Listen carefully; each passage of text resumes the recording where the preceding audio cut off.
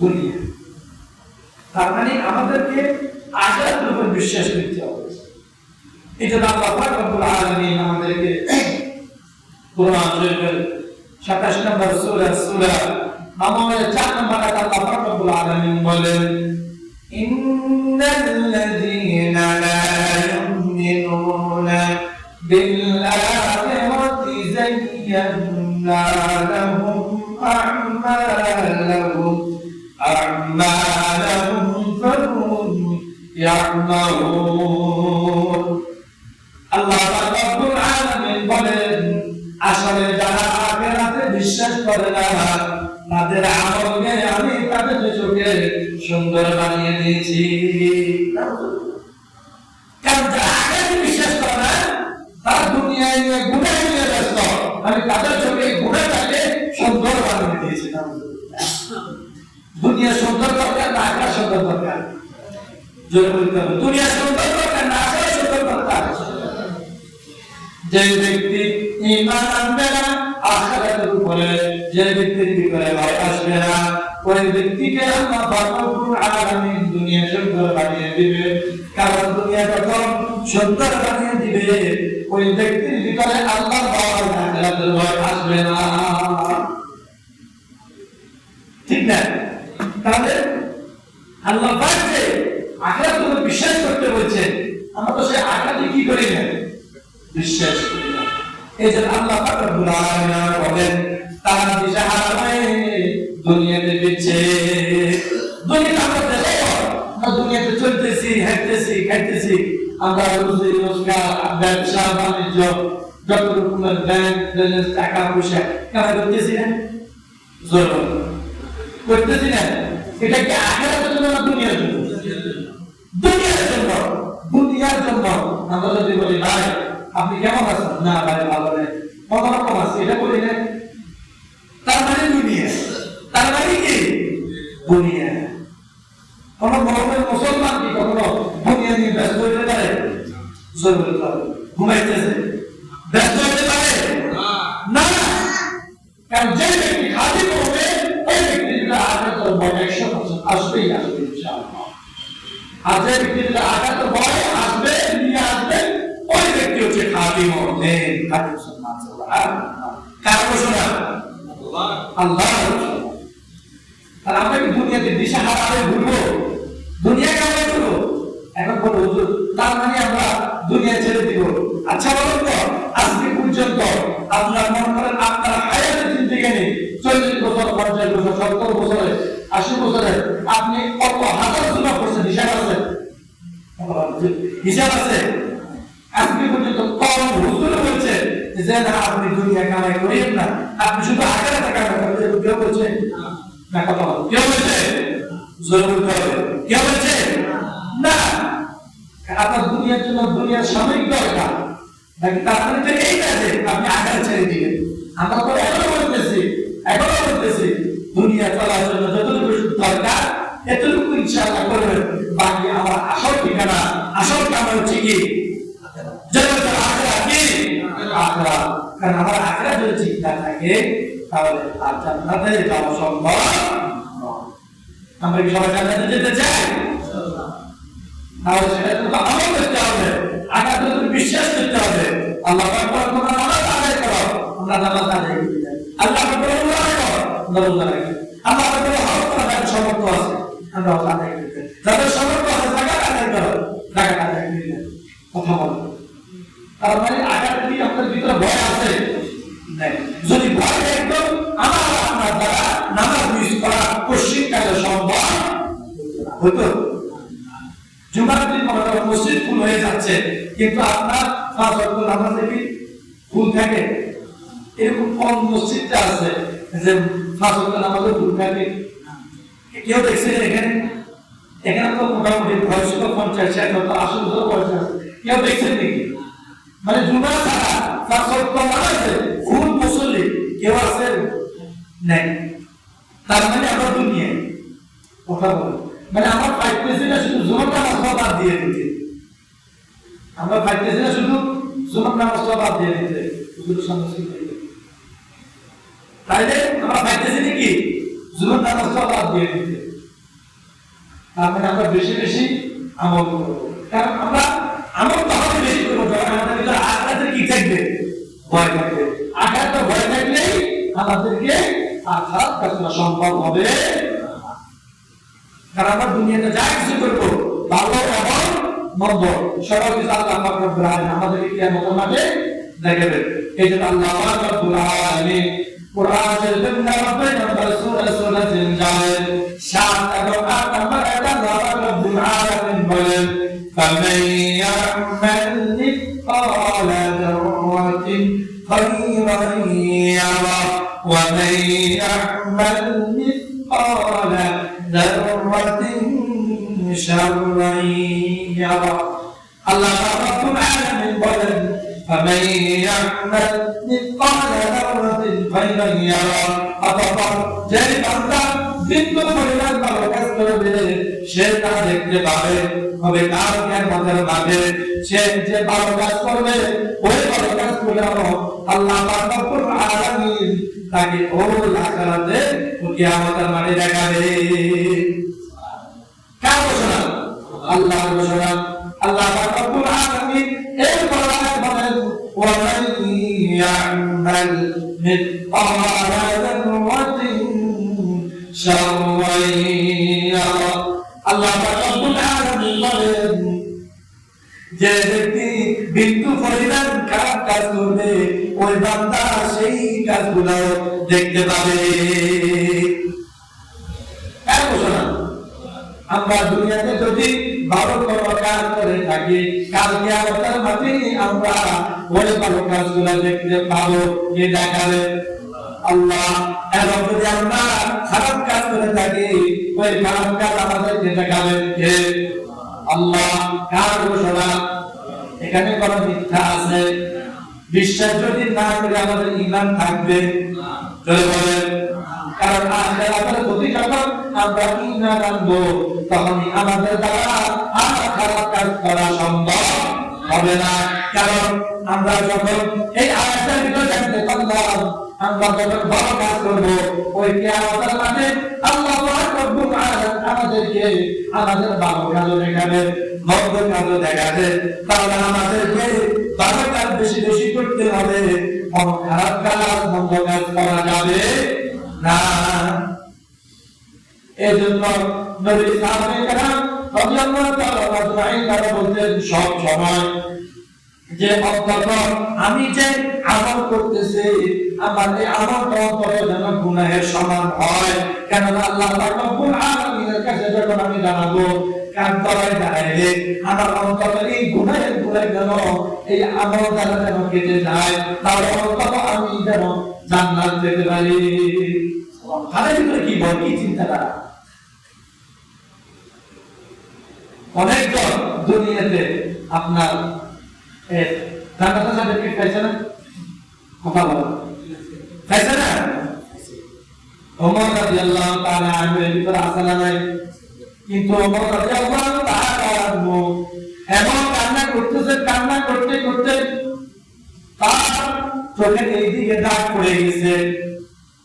তখন তাকে আরেকজন জিজ্ঞেস করলো, হে ওমর আমিরুল মুমিনিন, আপনি অর্ধ জাহানের বাদশা, আপনি কেন কান্না করতেছেন?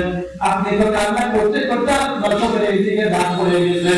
তখন বললেন ওমর রাদিয়াল্লাহু তাআলা বললেন, হে দেখো আমি যে কান্না করতেছি এই জন্য কারণ আল্লাহ পাক রব্বুল আলামিন আমাকে মানুষ বানাইছে। আমাকে যদি মানুষ না বানাইতো, আমাকে যদি গাছের একটা ফাঁকা বানাইতো তাহলে আমাকে জীব জন্তু খেয়ে ফেলতো, আমার আর জব দিতে হইতো না। তাদের কেমন চিন্তাধারা ছিল? তাদের তুলনা আমাদের সাথে যায়।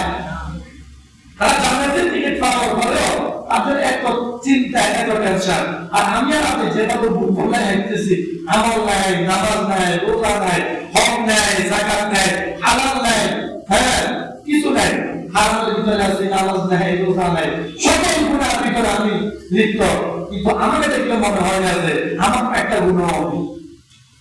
কথা বলেন, মানে আমাকে দেখলে মনে হয় না যে আমার একটা গুনাহ আছে, মানে আমার একটা গুনাহ আছে, এই জিনিসটা আমাকে দেখলে কি মনে হবে না।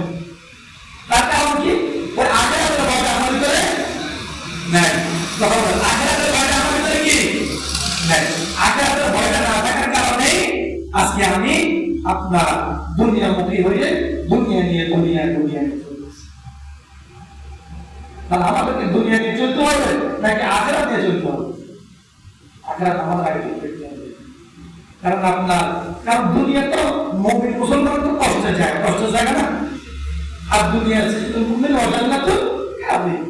কারণ দুনিয়ার জায়গাটা মুসলমানের জন্য কষ্টের জায়গা, পরীক্ষা না। এটা আল্লাহ পাক বলিয়ে দিয়েছেন। তো তাহলে আমরা শান্তি কেন বুঝবো? আপনি আচ্ছা বলুন তো আজকে পর্যন্ত যারা মুরব্বী আছেন, আপনি একটা লোককে জিজ্ঞেস করুন ভাই কেমন আছে? আলহামদুলিল্লাহ পুরোপুরি ভালো আছে। এই পর্যন্ত কে কথা বলছে? কেউ বলে এই কথাটা? বলে না। মানুষ কি বলে? আসি কোনোরকম আল্লাহ রাখছে, আসি কোনোরকম আল্লাহ রাখছে। এটা না হবে, আল্লাহ পাক সোজা করতেছে না। সে কি আল্লাহ পাক যদি ভয় থাকতো এই কথাটা দাঁড়িয়ে না। আলহামদুলিল্লাহ আল্লাহ আমাকে যে অবস্থায় রাখছে ওই অবস্থায় আলহামদুলিল্লাহ অনেক এই কথাটা বলতে হবে। একজন মুসলমান খাঁটি মুসলমান মুমিনের মুখ দিয়ে কখনো কোন বিপরীত কথা আল্লাহ বিমুখ হওয়া কোনো কথা বলতে। কারণ আমরা অনেক সময় কথার ভিতরে অনেক সেদিক হয়ে যায়, কথার ভিতরে অনেক গুণা করে ফেলি, কিন্তু আমরা জানি না। জানি আবার জানিও কত ভূমি হয়ে যায়, অজান্তে হয়ে যায়। তার মানে আমাদেরকে আখিরাত কি করতে হবে? বিশ্বাস করতে হবে। আমাদের যে মৃত্যুর পরে আবার আমাদেরকে আবার জীবিত হইতে হবে, এটার উপরে আমাদের ঈমান আনতে হবে না? কথা বলে আনতে হবে তো। যদি ওই দিনের উপরে যদি কিয়ামতের দিনের উপরে আখিরাতের উপরে যদি কারো যদি ঈমান না থাকে, ওই ব্যক্তির কি ঈমান থাকবে? আপনি নামাজ করতেছেন, রোজা করতেছেন, সকল কিছু দেখতেছেন, আপনি দান খয়রাত করতেছেন, আপনি হালাল কামাই করতেছেন, কিন্তু আপনার বিশ্বাস নাই। মানে আপনি মুখে বলতেছেন, কাজও করতেছেন, কিন্তু অন্তরে বাস্তবে কিন্তু আপনার কি নেই? বিশ্বাস নাই। তাহলে কি হবে? আপনার অন্তরে কাজে মুখে এক থাকতে হবে। জয় বলেন অন্তরে মুখে কাজে। জয় বলেন অন্তরে মুখে কাজে। তাহলে আপনি খাঁটি মুমিন মুসলমান। তাহলে আমরা খাঁটি মুসলমান হতে চাই ইনশাআল্লাহ। আখিরাত তো আমাদের বিশ্বাস করতে হবে, তো বিশ্বাস করতে হবে। কারণ কিয়ামতের মাঠে আল্লাহ পাক রব্বুল আলামিন আমাদের তো মুখ বন্ধ করে দিবে, ঠিক না? এই জন্য আল্লাহ পাক রব্বুল আলামিন কুরআন শরীফের 36 নম্বর সূরা সূরা ইয়াসিনের 65 নম্বর আয়াতে আল্লাহ পাক রব্বুল আলামিন বলেন, আল-ইয়াওমা নাখতিমু আলা আফওয়াহিহিম ওয়া তুকাল্লিমুনা আইদিহিম ওয়া তাশহাদু আরজুলুহুম বিমা কানু ইয়াকসিবুন। আল্লাহ পাক রব্বুল আলামিন বলেন, আর আমি তাদের মুখ বন্ধ করে দিচ্ছি। কার ঘোষণা? কার ঘোষণা? আল্লাহর ঘোষণা। কিয়ামতের মাঠে যখন আমাদের হিসাব নিকাশের সময় হয়ে যাবে, তখন আমাদের মুখ বন্ধ করে দেওয়া হবে। বন্ধ করে দিবেন কে? কথা বলেন। তখন আমাদের কথা বলবে, আমাদের হাত কথা বলবে। কি কথা বলবে? আমি আমার হাত দিয়ে কতটুকু ভালো কাজ করেছি, কতটুকু খারাপ কাজ করেছি, এই আমার হাত সাক্ষী দিবে। কার দরবারে? কার কার দোয়ায়? আল্লাহ কার দোয়ায়? আল্লাহ রাব্বুল আলামিন বলেন, এবং আমাদের পা সাক্ষী দিবে আমরা দুনিয়াতে কি কামাই করে এসেছি। কারণ আমার পা ভালো আছে, আমি কি মসজিদ দিয়ে গেলাম নাকি কোথাও জুয়া আড্ডা গেলাম, এই কোথাও গুনাহ করে গেলাম, সাক্ষী দিবে কে? যা বলেন কে? পা সাক্ষী দিবে। আর এখানে আর কোনো মিথ্যা কথা বলার সুযোগ মুক্ত বন্ধ। আল্লাহ নিজে বলতেছেন, আমি তাদের মুখ বন্ধ করে দিচ্ছি, মানে দিব 100%। সন্দেহ আছে? কিয়ামতের মাঠে আমাদের যে মুখ বন্ধ হবে, এটার ভিতরে কোনো সন্দেহ আছে? আমাদের কিয়ামতের মাঠে আমাদের কি কথা বলবে? হাত কথা বলবে, আমাদের পা কথা বলবে। হ্যাঁ, কারণ এই হুকুম দিয়ে দিবেন কে? হাতকে কথা বলার হুকুম করবেন কে? পাকে কথা বলার হুকুম করবেন কে? কারণ আল্লাহ রাব্বুল আলামিন বলেন, তোমরা দুনিয়াতে কি কি কাজ করে এসেছো সকল কিছু একমাত্র জবাব দিতে করতে হবে কাল কিয়ামতের মাঠে। করতে হবে না? কে বিশ্বাস করে না আমি সকল কিছু আমি ঠিক আছে, আমাকে জবাবদিহিতা করতে হবে আল্লাহর কাছে। কে আছে না কথা বলা? হ্যাঁ, কি হবে? কে পারবে? কি পারবে না?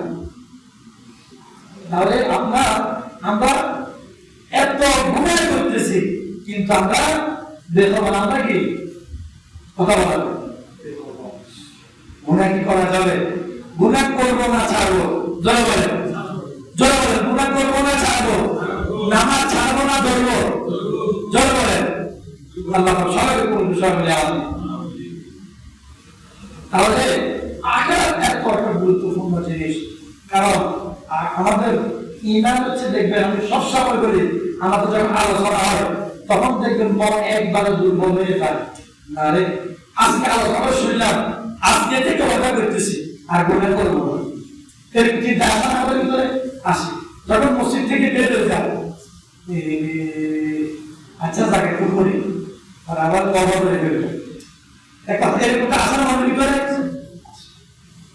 তার মানে আপনার চেষ্টা নেই, কি নেই? আপনি চেষ্টা করেন যে আপনার দ্বারা যদি আগে একটু গুনাহ হইতো, আপনি নামাজ আদায় করেন, আপনার গুনাহ আরো কমে, আলোচনা শোনা করেন আরো কমে। তাহলে আপনারা বলবেন না আমার বান্দার তো কি আছে, চেষ্টা আছে। আমার বান্দার কি আছে? চেষ্টা আছে। আমার বান্দা তো অন্তত কি করতেছে? চেষ্টা করতেছে গুনাহ ছাড়ার জন্য, গুনাহ থেকে বাঁচার জন্য। কারণ আমি আল্লাহ, আমি আমার ওই বান্দাকে বাঁচাই দিই। সুবহানাল্লাহ। এখন আমার বান্দা চেষ্টাই তো নেই, তাহলে আল্লাহ বাঁচাবে কিভাবে? কথা বলা আমার আপনার কি নেই? চেষ্টাই তো নেই। আল্লাহ পাক রব্বুল আলামিন বলেন, আল্লাহ পাক রব্বুল আলামিন কুরআন শরীফের 83 নম্বর সূরা সূরা ইনফিতার বলেন, 19 নম্বর আয়াতে আল্লাহ পাক রব্বুল আলামিন বলেন, ইয়াওমা লা তামলিকু নাফসুন লিনাফসিন শাইআ ওয়াল আমরু ইয়াওমা ইযিন লিল্লাহ। আল্লাহ পাক রব্বুল আলামিন বলেন, এটা সেই দিন যেদিন কেউ কারোর জন্য কিছু করতে পারবে না। কারণ কিয়ামতের মাঠে আখিরাতে ওই জায়গাতে আমাদের আমল নিয়ে, আমার নিজের আমল দিয়ে আমাকে পার হইতে হবে। কেননা কিয়ামতের মাঠ এমন একটা মাঠ, কারণ আমরা কেউ ওই কিয়ামতের মাঠে আখিরাতে আমরা একটা আমল কোনো কাউকে দিব না। দিব আর দুনিয়াতে আমাদের আমল কতটুকু হয়েছে, আমরা কিয়ামতের মাঠে দিব কি নিজেরাই তো বাঁচতে পারবো না। কারণ তখন ইয়া নাফসি সময় চলে আসবে, ইয়া নাফসি সময় যখন চলে আসবে, তখন আমাদেরকে কথা হবে যে জিনিসটা থাকবে, সেটা হচ্ছে আমাদের আমল। আমাদের কি আল্লাহ রাব্বুল আলামিন বলেন, এবং সেদিন ফয়সালা ক্ষমতা একমাত্র রব্বুল আলামিনের হাতে থাকবে। ক্ষমতা কার হাতে থাকবে? কথা বলেন। আমি সচিবের হাতে, কোন সভাপতির হাতে, কোন এমপির হাতে, কোন মিনিস্টারের হাতে, কোন প্রধানমন্ত্রীর হাতে ক্ষমতা থাকবে একমাত্র একজনের কাছে। যার নাম কি? জোরে বলেন আল্লাহ। ওই দিনের ক্ষমতা একজন চলবে কার? আমরা ওই আল্লাহকে কি করতে হবে?